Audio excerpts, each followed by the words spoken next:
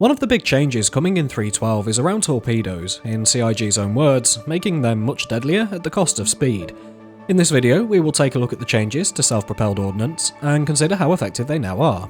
Now, we will be using charts and numbers to show this, as it's the best way to visualise what's changed, but we'll do our best to explain what you're looking at. So, grab your towel and come along to the Hitchhiker's Guide to the Verse.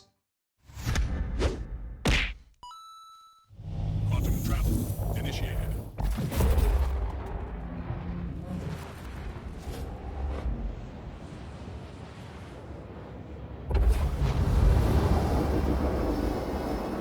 First off, let's clear what hasn't changed. The lock ranges, lock angles, and time to lock of all missiles and torpedoes remains unchanged in 3.12, as does the time to live.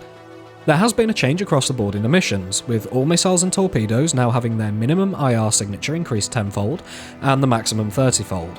This IR signature grows rapidly, meaning that not only are they now much easier to detect, but more so the longer they're in flight.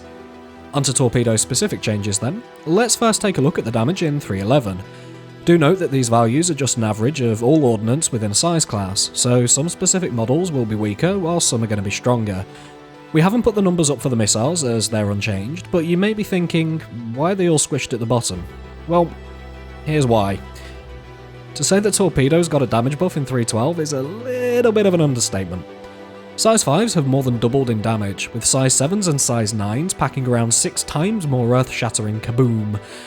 To put into context just how much damage this is, an 890 jump has around 390,000 HP per shield face, meaning a single size 9 torpedo will rip through the shield with enough damage left over to drop more than a third of its hull HP.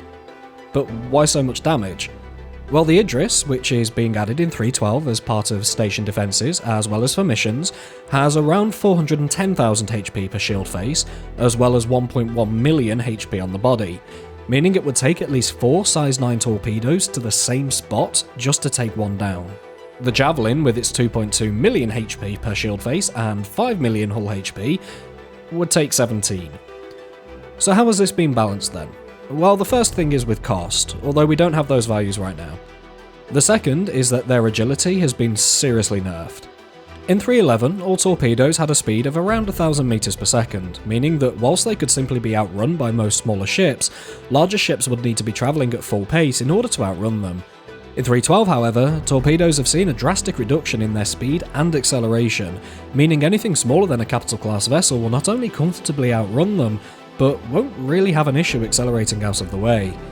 Getting a relock is also a problem for torpedoes now, due to the massive reduction in their turn rate. In 3.11, all missiles and torpedoes have a turn rate of around 100 degrees per second, but in 3.12 we see this reduced massively, again making simply accelerating past a torpedo a simple ask in a small vessel. Just a note by the way, the speed and rotation values for the size 7 Hellions and the size 9 Typhoons look to have been missed in the changes, so expect to see those drop in line. We've actually omitted the size 9 Typhoon values because of this. So what do all these changes mean then? For ships equipped with size 5 torpedoes, such as the Harbinger or Gladiator, they're going to see a decent bump in damage without really having a huge trade-off. Anvil Ballista owners will no doubt rejoice, as its 2 size 7 torpedoes are now a serious threat to any large sub-capital vessel that's stupid enough to get close.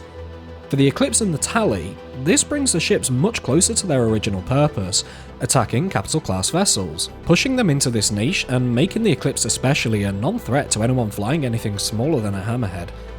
Leave your thoughts down below, we'd love to know what you think about these changes. And with that, we thank you for watching, and we'll catch y'all next time.